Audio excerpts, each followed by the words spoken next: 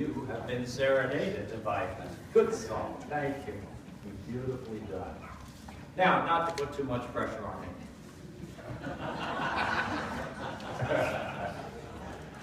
But you're marrying all of us. You do know that. I know you think you're just marrying each other and with the kids. No, it doesn't work like that.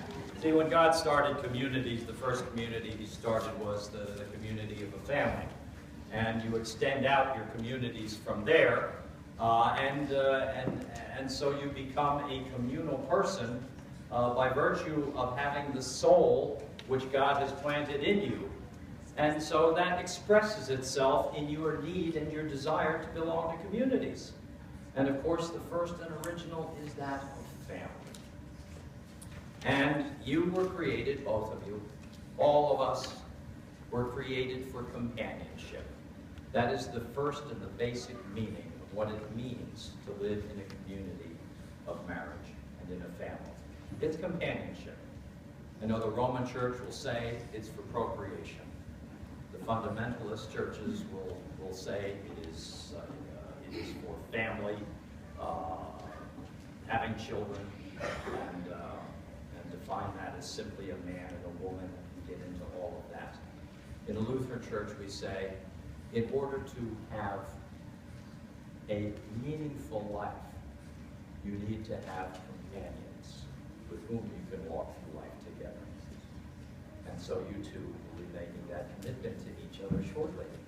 Now, in the process of that, we're also a community, family community, congregational community, some workmates and playmates, and all of that constitutes your extended community.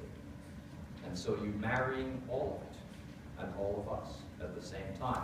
Now, the responsibility, of course, goes on us too, and don't ever mistake that. Your job is to be a good community member for the sake of Walter and Carrie. That means those of you who have good marriages, and there are many of you who do, need to say that to them, because it's not socially acceptable in this day and age to say, I love being married. Really? How many times do you say that? You don't have that many opportunity to say it, and you tend not to say it because your conversations don't tend that way. But I'm here to tell you, I'm married and I really love being married.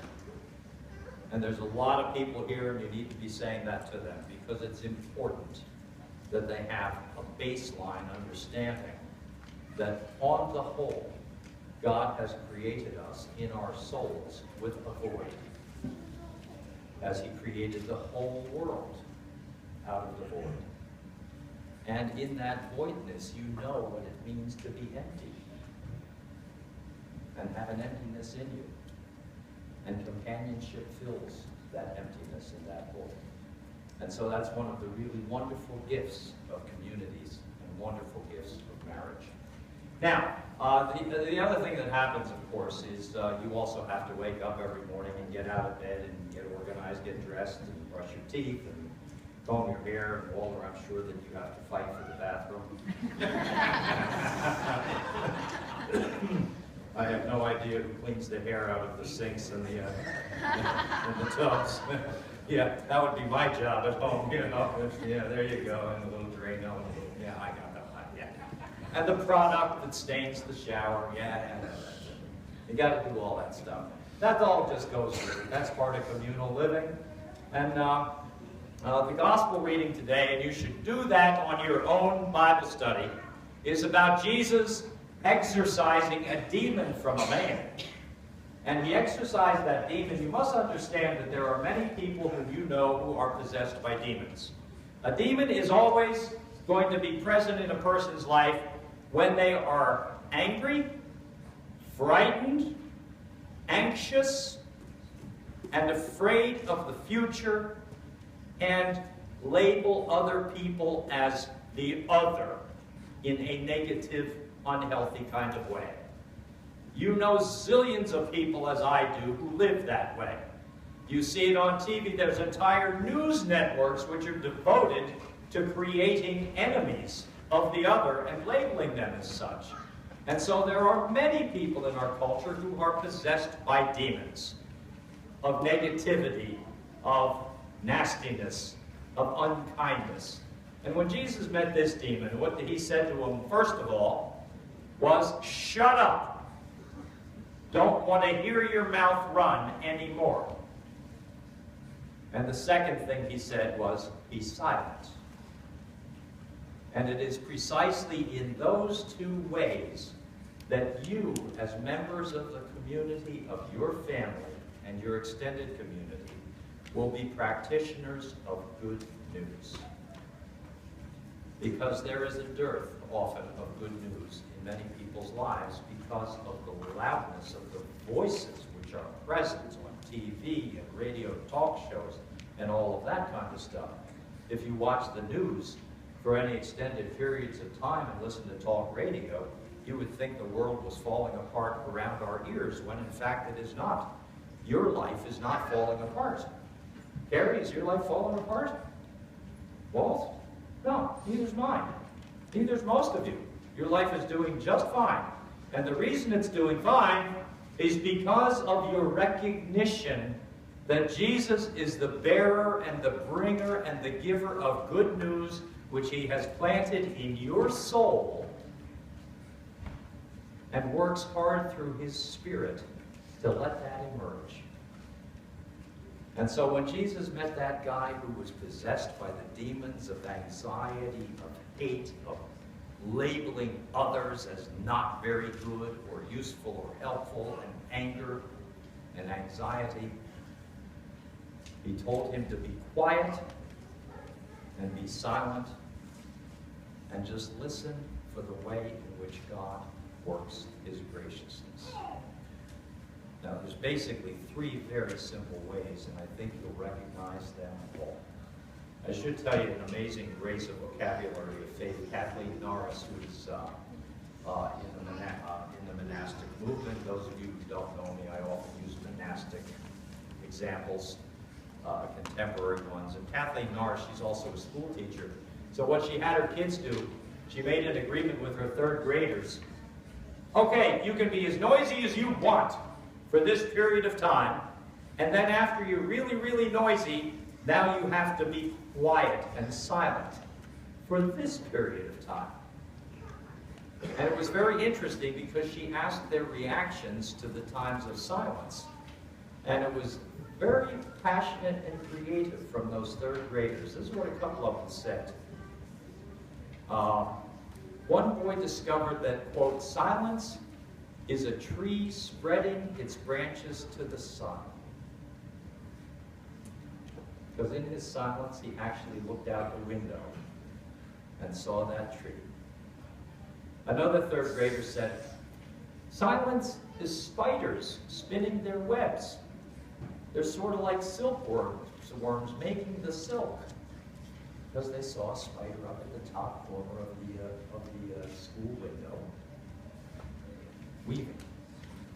And another little girl, third grader, offered a spiritual wisdom that Norris, she said, finds herself returning to when her life becomes too noisy and distracting with negative noise and things like that. Silence reminds me to take my soul with me wherever I go. She takes God with her, even though she doesn't know that that's what she's doing. She takes her soul with her wherever she goes. Now, Jesus also commended that to that man after the demon had been removed from him. He said, essentially, what you need to be and to be thinking of is the way in which Jesus has planted good news, not only in you, for each other, but also the world in which you live, we all live. One of the ways that happens is what somebody has labeled the earth-keeping principle. The Lord blesses us and sustains us, and we call it oftentimes the providence of God in the Bible.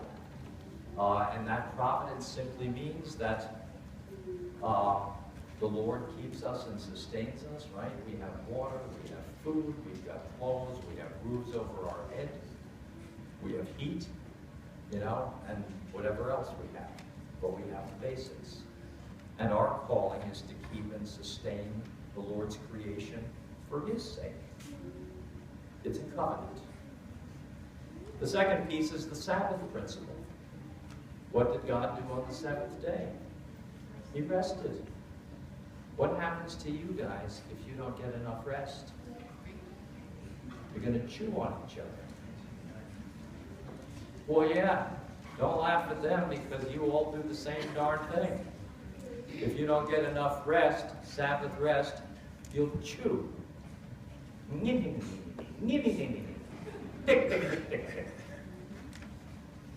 And that's why God created a Sabbath time of rest and recreation. And it's also true for the creation, that the creation needs times of rest in order to be renewed. And the third piece that he offers to us as good news is fruitfulness. I was talking to a friend of mine, actually I was visiting somebody, and they had grapes. And they offered me some grapes. So I had a few grapes, and the people I was visiting, they had a few grapes, and the guy said, "Oh man, these are sour." It was the kind of grape that does this, you know, but then, where'd they get these from? They, you know, running. And I just said, I was in a pastoral mode, and therefore I was sensitive and caring. Not up here, but out of my mouth, yes. I said, you know, think about it. The fruitfulness of the Lord is present in the grapes. They're a little sour, but they have vitamins and minerals, and they're healthy to eat. And it displays the bounty and the goodness of God. They're still sour. Yeah, that's right. So eat them and just eat them. Shut up. Eat them. Well, that's what the Lord said to the guy who had the demon, right? Negativity. Shut up. First words out of his mouth. Be quiet and pay attention. And your calling as a person of good news is to then invite people to take a look at the larger world around them. Because the world runs quite nicely, thank you very much, for the most part. If you don't watch TV and the news channels, 24-hour news hawks, talking heads, and you don't listen to the talking heads or the talking mouths on radio, the world runs rather nicely, thank you very much. Most of our lives do. And it is important that you, as a person of good news, a bearer of good news, carry that with you together into your community and the people in your lives, so that you can provide them a perspective which they won't get anywhere else. Now, you are going to be creating a foundation of good news. And that's the gift that Jesus has given to you. We talked a little bit last night. One of the understandings of marriage is very simply that you are good news visibly, because at one time you were not. You weren't nothing to each other. You didn't know each other existed. You had no knowledge of each other, nothing to each other. And by circumstance, by chance, by fate, by destiny, who knows for why, God brought you together, and you met. And out of that meeting, what flourished was friendship, acquaintanceship, trustworthiness, moving to caring, moving to looking at the other instead of another. You're just an other caring and other. Well, you're just an other. Maybe trustworthy, maybe not. Maybe I care for you, maybe I don't. You're the other. But what God does is to inspire you with good news to seek the best in the other, so that you're no longer other to each other. You are together and not strangers. Now you take that as the basic good news, the way God works it, and you become then good news for your daughters, and you become good news for all of us. So that's the basics of marriage. The other piece is, why'd you bother to get married at all? Because you have confidence. You have confidence that the Lord loves the world He creates, and you're making an affirmation of that. The world has a future regardless of whatever you hear amongst the talking heads. Whatever you hear on the radio, they are wrong, the Lord is right, with His good news. The world has a future because it's moving towards the kingdom of God in which all things will be made right. And you're a part of that being made right. Out of nothing comes this new thing, a family. Out of nothing comes good news, love and affection, hope, and a future vision of what the world can be for the kids, and how you're going to be part of that story and helping to shape our local community so it's safe and fun and worthwhile, and so there's nice people surrounding them. That's all part of the good news of the gospel. So today we rejoice with you as you join together in marriage, and we watch the creation of this new family. And we thank God for you and for His good gift.